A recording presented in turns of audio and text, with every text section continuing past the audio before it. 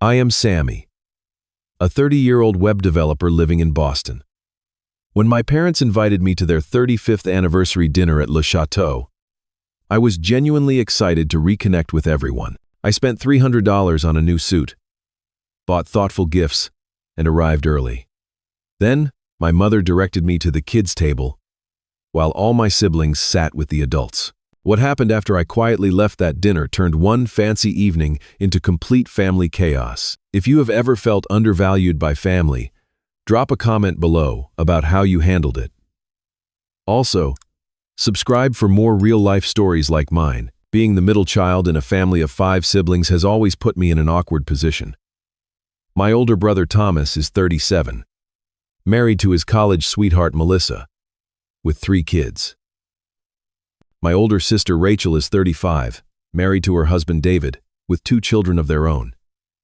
They both fulfilled my parents' expectations by following the traditional life script without deviation. My younger brother Jason is 28 and just got married last year to his girlfriend Brittany after dating for only 8 months. My youngest sister Amanda is 25 and recently got engaged to her boyfriend Chris. That leaves me, at 30, as the only unmarried adult child in the family. For as long as I can remember, my parents have held traditional values about what constitutes adulthood. In their minds, you are not truly grown until you have a spouse and children. My father Ronald would often say, "Marriage is what separates the men from the boys, Sammy." My mother Patricia would regularly ask when I was going to find a nice girl and settle down, regardless of what accomplishments I shared with them. I graduated with a degree in computer science from Boston University, which is no small feat. The program is rigorous and competitive. But when I showed my parents my diploma, the first question my mother asked was whether I had met any nice girls in my program. Last year, I was promoted to senior developer at TechFusion, a growing startup that creates software solutions for healthcare providers. The promotion came with a significant salary increase and more responsibility, but when I told my parents, my father simply nodded and said, "That is nice, son. But when are you going to find some stability in your life?" Just 3 months ago, I closed on my own condo in a desirable area of Boston. It was a huge milestone for me, especially considering the city housing market. I invited my parents to see the place, and they came, but spent most of the visit pointing out how much space I had for a future family, completely missing the point that I had accomplished something significant on my own. These subtle disrespects have been a pattern throughout my adult life. Family gatherings became events I approached with a mixture of hope and dread. Hope that this time my achievements would be recognized, and dread knowing they probably would not be. Amanda understands my frustration better than anyone. As the youngest, she faced different expectations but witnessed how I was treated. She would often text me after family dinners to check in and validate my feelings. Amanda and I have a special bond that way. I think partly because we both struggled to meet our parents' impossible standards. Though in different ways, my relationship with Jason has always been strained by competition. Growing up, he would try to outdo me in everything from sports to academics. When I got my promotion, Jason announced he was buying a new house, steering the conversation away from my news. When I purchased my condo, he got engaged 2 weeks later. The timing never seemed coincidental. My parents' reaction to Jason getting married was telling. They threw an elaborate engagement party, something they never did for Thomas or Rachel. My mother cried with joy during Jason's announcement, while my promotion news months earlier had been met with polite nods. Our extended family reinforces these values too. My grandparents always ask about my dating life before my career. My aunts and uncles make comments about being worried I will end up alone. Even at family reunions, cousins my age who are married get seated with the adults, while I somehow always end up at a table with younger relatives. For years, I tried to gain their approval through achievement. I thought if I was successful enough, they would finally see me as the adult I am. I worked overtime to earn promotions. I saved diligently to buy property. I built a life I am proud of, but somehow, in my parents' eyes, it was never enough without a wedding ring. During one Thanksgiving dinner last year, my father introduced my brother Jason to a family friend as his son who works in finance and just got engaged. and then introduced me as his other son who was still finding his way. I had been at my company for 5 years at that point and had already been promoted twice. That moment crystallized for me how they viewed my life choices. Every achievement felt diminished. Every milestone was just a stepping stone to the one thing they actually valued: marriage. It created a cycle where I would strive for more success, hoping it would finally be enough, only to be disappointed when it was not. The cycle was exhausting, and over time, it affected how I viewed my own accomplishments. Despite all this, I kept showing up to family events. I kept sharing my news. I kept hoping that something would change. I maintained the relationship because, despite their flaws, they are my parents. And some part of me still craved their approval. That craving led me to accept their invitation to their 35th anniversary dinner, an event that would prove to be a turning point in our relationship. 3 weeks before the anniversary dinner, my mother called to extend the invitation. The conversation started pleasantly enough, with her asking about my work and my new condo, but within minutes, she was explaining the details of the fancy dinner she and my father had planned at Lhateau, one of the most expensive restaurants in Boston. "We have reserved a private room," she told me. "It is going to be very formal. Make sure you dress appropriately. We are having professional photos taken." Then came the question I had been expecting. "Will you be bringing a +1? I know you were seeing someone a few months ago." The someone she referred to was Alexis, a woman I had dated for about 6 months before we amicably parted ways, realizing we wanted different things. I had mentioned her to my parents only twice. "No, Mom, I will be coming alone," I replied. There was a slight pause on the line. "Well, there is still time to find someone to bring," she suggested. "Your cousin Martha will be bringing her new boyfriend, and she has only known him for a month." I assured her I would be fine attending solo, and we moved on to discussing what gift they would like. But her comments stayed with me after we hung up. That familiar sting of not meeting expectations settling in my chest. Despite that feeling, I was determined to make a good impression. The following weekend, I went shopping for a new suit. I spent $300 on a charcoal gray suit that the store associate assured me was perfect for formal occasions. I bought a new tie and had my shoes professionally polished. I wanted to look successful and put together, perhaps childishly hoping that appearing the part of a successful adult would finally make my parents see me as one. For their gift, I decided on something thoughtful rather than expensive. I spent hours creating a custom photo album chronicling their 35 years together. I dug through old digital photos I had, contacted siblings for others, and even visited my parents' house when they were out to scan some older prints. The album started with their wedding day and included significant moments throughout their marriage, including the births of all 5 children, family vacations, anniversaries, and recent gatherings with grandchildren. I wrote personalized captions for each photo, noting the date and the significance of the moment captured. It was a labor of love that took me over a week to complete. The day before the dinner, I got a haircut and made sure my beard was neatly trimmed. I laid out my suit, shirt, and tie, and polished my shoes one more time. I set 3 alarms to ensure I would not oversleep, though anxiety about the event made sleeping difficult anyway. Throughout the preparations, my siblings and I exchanged texts about the dinner. Thomas mentioned he and Melissa would be bringing all 3 kids and asked if I could help keep an eye on them. Rachel said she and David had arranged for a babysitter, so their children would not be attending. Jason texted that he and Brittany were excited to see everyone and mentioned they had news to share, which I suspected might be a pregnancy announcement. Amanda sent a private text warning me that our parents were in rare form about the anniversary. "They keep talking about legacy and family traditions," she wrote. "Just be prepared for the usual comments about settling down. Chris and I are already getting pressure about wedding dates and baby plans." I assured her I was used to it by now and would be fine. The day of the dinner arrived, and I started the 40-minute drive from my condo in Boston to my parents' suburban home outside the city.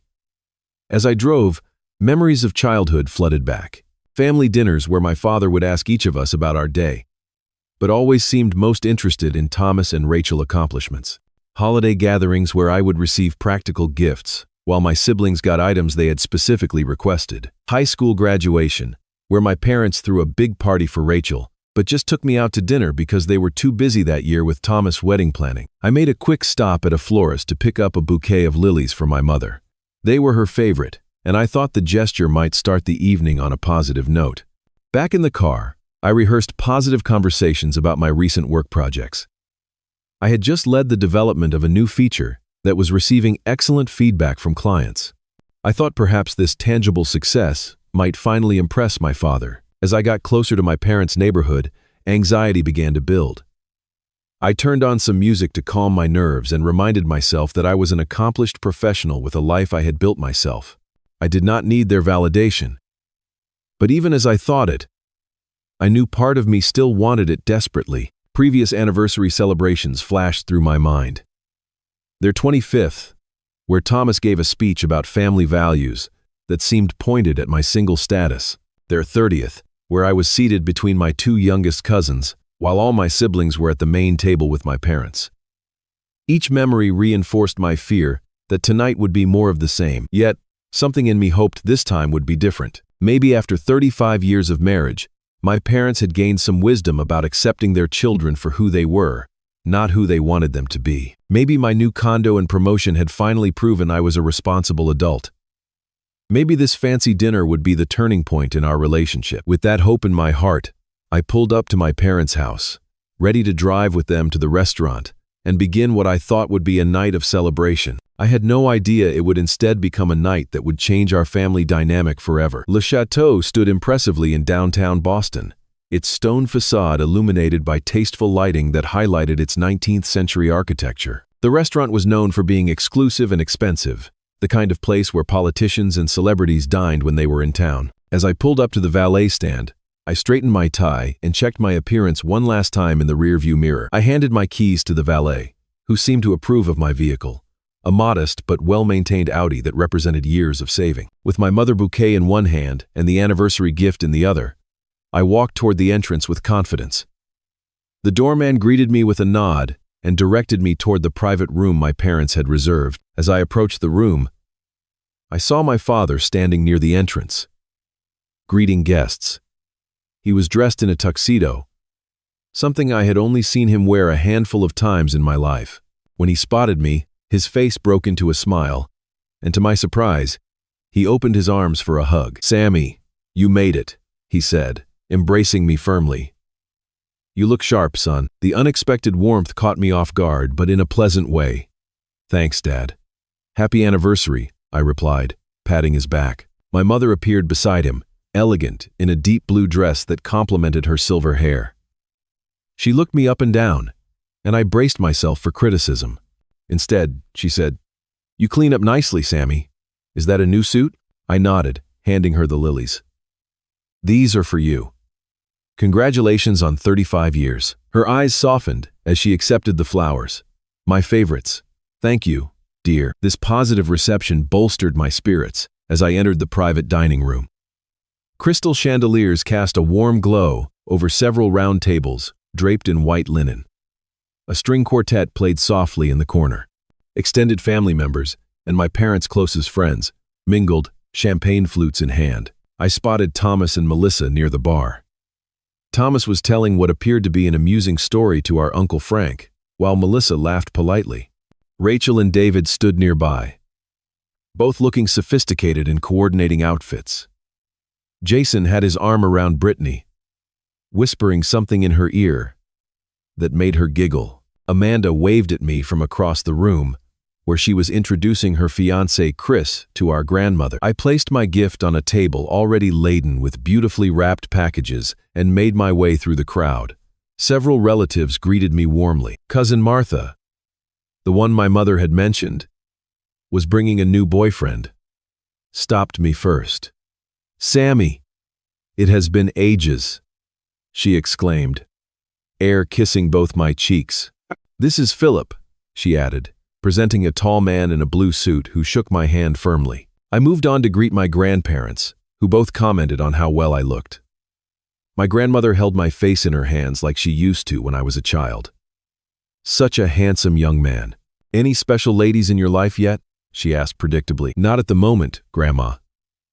But I just got promoted at work," I offered instead. "That is nice, dear," she replied, patting my cheek before turning her attention to a passing waiter with champagne. Uncle Frank caught me next, pulling me into a conversation about the tech industry that actually acknowledged my expertise.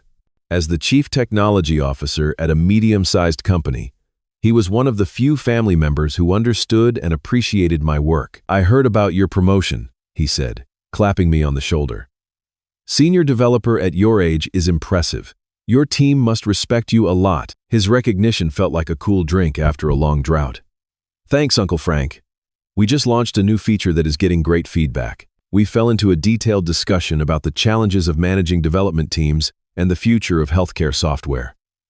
For a few minutes, I felt seen and valued for my professional accomplishments. As we talked, I noticed the beautiful place settings at the main table. There appeared to be enough seats for about 20 people, with elegant name cards at each place.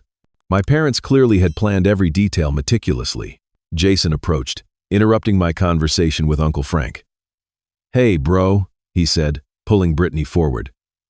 "You remember my wife?" It still seemed like he emphasized the word wife whenever he could. "Of course," I replied, smiling at Brittany. "How was the honeymoon?" "Amazing," she gushed. "The Maldives were absolutely perfect. We are thinking of going back for our first anniversary." Jason smirked. "Married life is treating us well. You should try it sometime." Before I could respond, my mother clinked a glass for attention. "Everyone, please find your seats. We will be starting dinner shortly." People began moving toward the tables, and I looked for my name card at the main table. I checked each place setting twice but could not find my name. Confused, I glanced around at the other smaller tables in the room. My mother approached, noticing my confusion. She placed a hand on my arm and gestured to a table in the corner of the room. "You will be over there, Sammy," she said casually. I followed her gaze and felt my stomach drop. The table she indicated was clearly designated for children. It had colorful plastic cups instead of crystal, simple utensils rather than the multiple forks and spoons at the main table, and paper napkins instead of cloth. 5 of my nieces and nephews were already seated there, the oldest being Madison, Thomas' 15-year-old daughter. I stood frozen between the elegant main table and the clearly designated children table, trying to process what was happening. My mother had already turned away, greeting other guests as if she had not just delivered a profound insult. "Mom," I called after her, my voice quieter than I intended. "There must be some mistake." She turned back, her expression a mix of impatience and confusion. "What is it, Sammy?" I gestured between the tables. "I am 30 years old. Why am I sitting with the children?" My father appeared beside her, adjusting his cufflinks.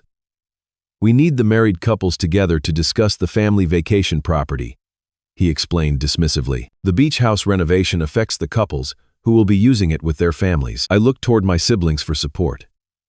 Thomas suddenly became very interested in arranging his napkin, avoiding eye contact entirely. Rachel looked uncomfortable but remained silent, her loyalty clearly lying with our parents. Jason, predictably, smirked and added, "You can join the adults when you are settled down, bro. We have grown-up things to talk about." Only Amanda showed any sign of solidarity. She approached quietly and whispered, "This is ridiculous. I could sit with you if you want." But I could see Chris already seated at the main table, looking uncertain about what was unfolding. I could not ask her to leave her fiancé to save my pride. "No, it is fine," I told her, though it was anything but. I tried to make light of the situation, forcing a laugh that sounded hollow even to my own ears. "Well, at least the kids are honest about what they think of my jokes." A few uncomfortable chuckles rippled through the nearby adults, but no one came to my defense. Even Uncle Frank, who had been so supportive earlier, merely gave me a sympathetic glance before taking his assigned seat. My mother firmly restated the arrangement. "This is just how it is for tonight, Sammy." The seating chart took hours to figure out with all the dietary restrictions and relationships to consider. With no graceful alternative, I walked to the kids' table and took the only adult-sized chair, painfully aware of every eye in the room watching my retreat. My 13-year-old nephew Dylan looked up at me with genuine confusion. "Uncle Sammy, why are you sitting with us? Aren't you a grown-up?" he asked loudly enough for nearby adults to hear. "I am a grown-up, Dylan. But tonight I get the pleasure of hanging out with the coolest people in the room," I replied. trying to maintain some dignity. Madison, always perceptive, narrowed her eyes. They put you here because you are not married, didn't they? That is so stupid. Out of the mouths of babes, I thought. I glanced over at the main table, where servers were pouring wine into crystal glasses. At our table, a different server filled the plastic cups with soda or water. When the appetizers came out, the adult table received elegant plates of foie gras and scallops. We got chicken fingers and celery sticks with ranch dressing. I was given the adult appetizer, but had to eat it with the children utensils, creating an absurd contrast that did not go unnoticed by my young tablemates. From my seat, I could hear fragments of the main table conversation. They were indeed discussing the beach house my parents had purchased years ago as a family vacation property. Renovations were being planned, and apparently, opinions were being solicited from each couple about what changes should be made. I heard my father say, "We want this house to be enjoyed by our children and grandchildren for generations.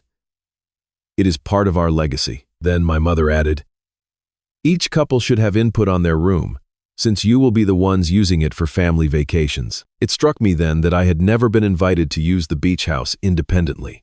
My siblings had all taken vacations there with their partners or families, but when I had once asked about using it for a weekend with friends, my mother had said it was really meant for family use. Jason's voice carried across the room. "Brittany and I would love to redo the third bedroom. We might need it for a nursery soon." Predictable gasps and excited murmurs followed this not-so-subtle announcement. My mother clapped her hands together in delight, and my father beamed with pride. I watched as they celebrated the news, their joy so evident it made my exclusion even more painful. I felt my phone vibrate and discreetly checked it under the table. It was a text from Amanda. "This is so wrong.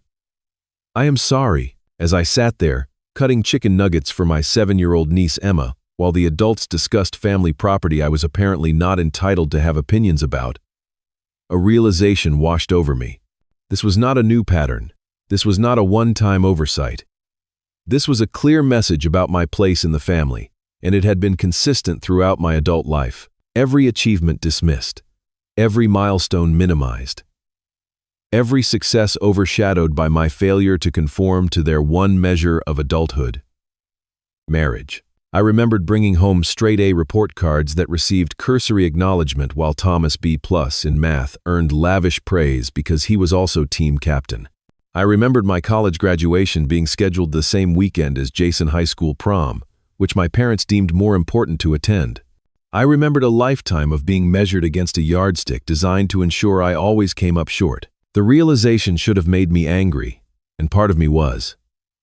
But more than anger, I felt a strange sense of clarity. This pattern was not going to change unless I changed my response to it. My parents were not suddenly going to value me differently after 30 years of consistent messaging. The question became, what was I going to do about it? While processing my thoughts, I found myself genuinely engaging with my nieces and nephews.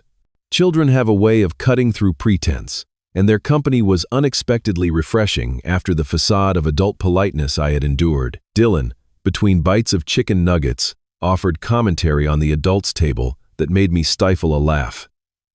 "Grandma keeps showing everyone the same pictures of Jason and Brittany wedding. She has shown that one with the sunset like 4 times now." Madison rolled her eyes in teenage exasperation. "Mom and Dad just talk about boring stuff like mortgages and school districts. At least here we can talk about good things like movies and games." 9-year-old Ethan leaned over to whisper conspiratorially, "Did you see Uncle Jason spill wine on his sleeve?" He tried to hide it, but I saw. Emma, the youngest at 7, was struggling to cut her chicken. Without thinking, I reached over to help her. Unlike the adults who seemed to view my unmarried status as a character flaw, the kids accepted my help without judgment. "The kids' table is more fun anyway, Uncle Sammy," Dylan declared, dipping a nugget in ketchup. "The grown-ups look all fancy, but they are not even enjoying their weird food." His observation made me smile. Out of all the people in the room, these children were seeing the situation most clearly. The adults were so concerned with appearances and status that they were missing the genuine connections happening at our plastic table. As we finished the main course, a succulent steak for the adults and hamburgers for the kids' table, though I received the steak, I checked my watch. We had been at dinner for nearly 2 hours, and dessert had not yet been served. The string quartet had been replaced by a jazz trio, and some of the older relatives were beginning to look tired. I excused myself, telling the kids I needed to use the restroom. I glanced at the main table as I stood. No one even looked up. My parents were engrossed in conversation with Thomas and Melissa. Rachel and David were showing something on a phone to Jason and Brittany. Amanda caught my eye briefly and gave a small smile, but then turned back to whatever story Chris was telling. In the hallway outside the private room, I paused. The weight of years of similar treatment pressed down on me. But instead of the familiar sting, I felt something new, a sense of worth that came from within, not from their approval. I thought about my life in Boston, my career that challenged and fulfilled me, my condo that I had furnished exactly to my taste, my friends who valued me for who I was, not for whether I had checked certain boxes. For the first time, I truly understood that I did not need my family validation to know my own value. Near the restrooms, I encountered the waiter who had been serving our table. He gave me a sympathetic look that told me he had noticed the seating arrangement and found it as strange as I did. "Excuse me," I said, reaching for my wallet. "I would like to cover my portion of the bill." He looked surprised. "Sir, the hosts have arranged to pay for everything." "I know, but I would like to leave my share anyway." I pulled out $300, approximately what a dinner for one at Lhateau would cost, plus a generous tip. I would be leaving soon and wanted to make sure this was taken care of. He accepted the money, still looking confused. "Is everything all right, sir?" "It will be," I assured him. "Would you please make sure my nieces and nephews get extra dessert? They are great kids." With that taken care of, I walked past the host stand and out into the cool evening air. The valet recognized me and quickly retrieved my car. As I waited, I took out my phone and turned it off completely after sending a brief text to Amanda. "Had to go. Talk tomorrow." Standing outside the restaurant, I felt a strange sense of peace. The night air was crisp, carrying the scent of nearby flowering trees. The city lights sparkled against the darkening sky. For a moment, I just breathed, letting go of the tension I had been carrying all evening. Once in my car, I did not immediately drive home. Instead, I headed to a small park overlooking the Boston skyline.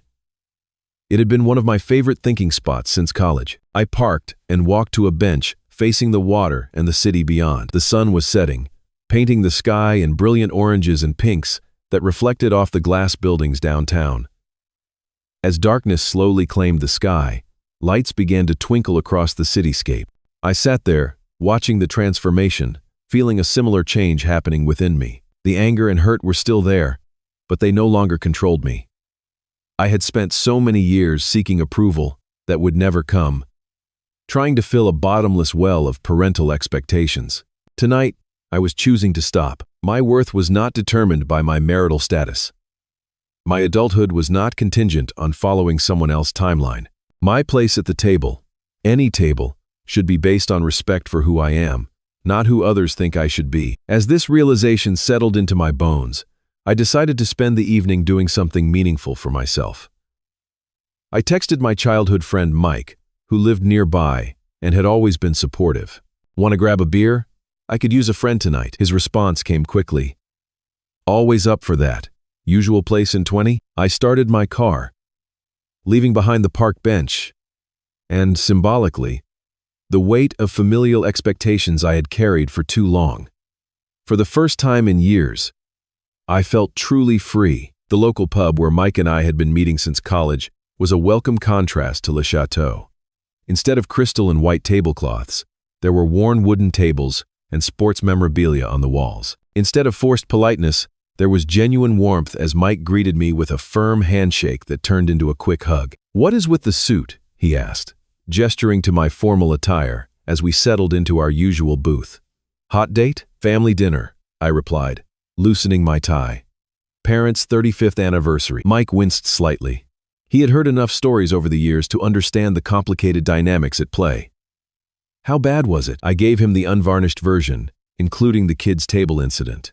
As I spoke, I realized I was able to relay the events without the crushing disappointment I would have felt in the past. Mike listened without interrupting, his expression shifting between disbelief and indignation on my behalf. When I finished, he shook his head. "Man, that is messed up. I cannot believe they put you at the kids' table. You are a freaking senior developer. You own property. What more do they want?" "A wedding ring, apparently," I answered, taking a sip of my beer. "But you know what? I think I am done trying to meet their impossible standards." Mike studied me for a moment. "You seem different. Usually, these stories end with you being upset for days. I am different," I realized. Tonight, something just clicked. I have spent my entire adult life trying to prove my worth to people who will never see it because they are looking for the wrong things. I am done with that. We spent the next couple of hours talking about work, sports, and a hiking trip we were planning with friends. It was normal, comfortable, and exactly what I needed. Meanwhile, back at Lhateau, a different scene was unfolding. According to what Amanda later told me, it was nearly 30 minutes before anyone noticed I had not returned from the bathroom. She was the first to realize my extended absence, having kept an occasional eye on the kids' table throughout the evening. During the dessert service, an elaborate cake was brought out to celebrate my parents' anniversary. As servers distributed slices, Amanda noticed my empty chair and leaned over to Chris. "Sammy has been gone a while," she whispered. "I should check on him." Before she could get up, my mother intercepted her. "Amanda, could you make sure the children are served cake?" she asked, still not realizing I was missing. "Mom, have you seen Sammy?" "He has been gone for at least half an hour," Amanda pointed out. My mother glanced at the kids' table, registering my absence for the first time. "He is probably taking a phone call for work," she dismissed. "That boy is always working, even at family functions." But Amanda was concerned enough to nudge Jason, who was seated on her other side. "Jason, could you check the men room for Sammy? He has been gone a really long time." Jason sighed dramatically, but got up. "Probably just sulking because he had to sit with the kids," he muttered, but went to check anyway. He returned a few minutes later, shaking his head. "Not in there. Not in the lobby either." By this point, my father had tuned into the conversation. "What is going on?" he asked. "We cannot find Sammy," Amanda explained, her worry now evident. "He has been gone for a while." My mother frowned. "Well, where could he have gone?" "Check outside, Jason. Maybe he stepped out for air." Jason left again, returning more quickly this time, his expression concerned despite his earlier dismissiveness. "His car is gone," I asked the valet. "He left almost 45 minutes ago." A beat of silence followed this news. My mother put down her fork, her anniversary cake forgotten. "Why would he leave without saying goodbye? That is so rude." But Amanda was already pulling out her phone. "I am going to call him," she said, stepping away from the table. She came back moments later, her expression troubled. "It is going straight to voicemail. His phone is off." That was when the first ripple of genuine concern moved through my family. My mother's tone shifted from irritation to worry. "Has he ever done this before? Just disappeared?" Amanda fixed her with a pointed look. "You sat him at the kids' table, Mom. How did you expect him to feel?" That comment sparked the first argument. My father defended the seating arrangement, insisting it was practical and not intended as an insult. Thomas backed him up, suggesting I was overreacting. Rachel remained quiet but looked increasingly uncomfortable. Jason initially made a joke about me being dramatic, but when Amanda rounded on him furiously, he backed down. As their discussion escalated, other family members began to notice. Uncle Frank spoke up, addressing my parents directly. Putting Sammy at that table was humiliating. "Ronald, I would have left too." My grandmother asked what was happening, and when she was told, she shook her head in disapproval. "That poor boy has been trying to gain your approval for years. You should be ashamed." The anniversary celebration was rapidly deteriorating into family discord. My mother tried calling my phone repeatedly, growing more anxious with each unanswered call. My father suggested I had simply gone home, but when they tried calling my apartment building, the doorman reported he had not seen me. By the time an hour had passed since my departure, genuine panic had set in. My mother had called my phone over 20 times. My father had called my workplace, despite it being evening, to see if I had gone there. Jason and Thomas were dispatched to drive by my condo, while Rachel and Amanda called mutual friends. The fancy dinner ended with family members leaving in shifts to look for me, while my parents remained at the restaurant in case I returned. The celebration had transformed into a search party, with the elegant private room now serving as an impromptu command center. Uncle Frank apparently delivered the most scathing assessment before he left to join the search. "You have spent years making Sammy feel less than his siblings because he chose a different path. If this is what it takes for you to realize what you have been doing, then maybe something good will come of tonight." By the time I finished my second beer with Mike, my family had placed over 26 calls to my phone, left a dozen voicemails, and sent countless text messages. They had contacted my neighbors, my doorman, and were considering calling local hospitals. My mother had even mentioned a police welfare check, though my father thought that was premature. All this chaos unfolded while I sat in a pub with my friend, finally feeling at peace with who I was, with or without my family approval. Around 11 that night, I returned to my condo, thanked Mike for being there, and prepared for bed.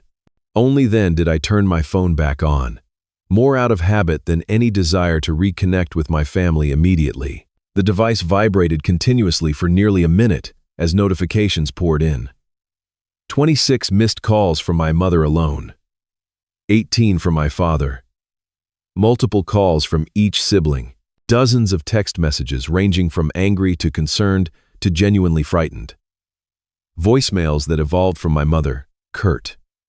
"You are being very rude, Sammy," to her tearful. "Please just let us know you are okay." Rather than feeling guilty, I felt validated. For once, they were experiencing the discomfort of having to consider my feelings, my perspective, my absence. They were finally registering my existence as significant. I sent a simple group text. "I am fine. Need space. We'll call tomorrow." Then I silenced my phone, took a hot shower, and slept better than I had in months. Morning brought clarity rather than doubt. Over coffee, I crafted a thoughtful email to my parents. I avoided accusations and blame, instead focusing on expressing how their actions had made me feel over the years. I explained that the kids' table incident was not isolated but part of a pattern that had persisted throughout my adulthood.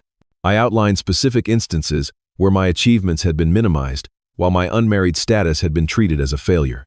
I acknowledged that they likely did not intend to hurt me but emphasized that the impact remained the same regardless of intention. Most importantly, I established boundaries for our future relationship. I would continue to be part of the family, but I would no longer accept treatment that diminished my worth. I would attend family gatherings where I was respected as an adult, regardless of my marital status. I would celebrate my siblings' milestones, but expected my own to be celebrated with equal enthusiasm. I concluded by saying I loved them, but needed them to love me for who I was, not for who they wished I would become. After sending the email, I called Amanda, who answered on the first ring. "Sammy, are you okay? Everyone has been so worried." "I am fine," I assured her. "Better than fine, actually. I feel like I can finally breathe." She was quiet for a moment. "Good. You should know it was chaos after you left. Parents were frantic. There were search parties. Grandma read Mom and Dad the riot act about how they treat you. I had not expected that." "Really?" "Oh yeah. The whole family dinner imploded. Uncle Frank told Dad he had been a fool for years not to appreciate you. Thomas and Jason got into an argument because Thomas defended the seating arrangement, and Jason actually, surprisingly, took your side after a while. Rachel finally spoke up and said she had always thought it was unfair how they diminish your accomplishments. The family dynamics were shifting in unexpected ways.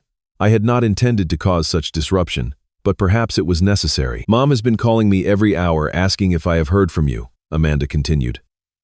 When I said I had not, she started crying. "I think she finally gets it, Sammy. Or at least, she is starting to." Later that morning, my mother called.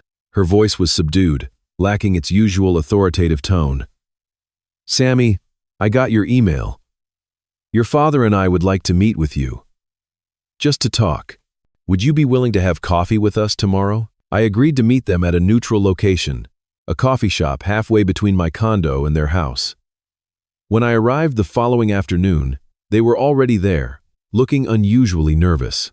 My father's hands fidgeted with his coffee cup, something I had rarely seen from this usually composed man. The conversation started awkwardly. My father's initial instinct was defensiveness. "We never meant to make you feel less important, Sammy." The seating was just practical, but my mother, surprisingly, placed her hand on his arm. "Ronald, stop. We need to listen." She turned to me, her eyes red-rimmed from what appeared to be a sleepless night. "I read your email 3 times, Sammy. I had no idea you felt this way for so long. The things you described, the patterns you pointed out, I never saw them before. But when you listed everything together like that, I could not deny it." My father seemed to deflate slightly. "I have always been proud of you, son. I just worry about you being alone." "I am not alone, Dad," I explained calmly. "I have friends, colleagues, a community. Being unmarried does not mean being lonely." We talked for over 2 hours. For perhaps the first time, they really listened.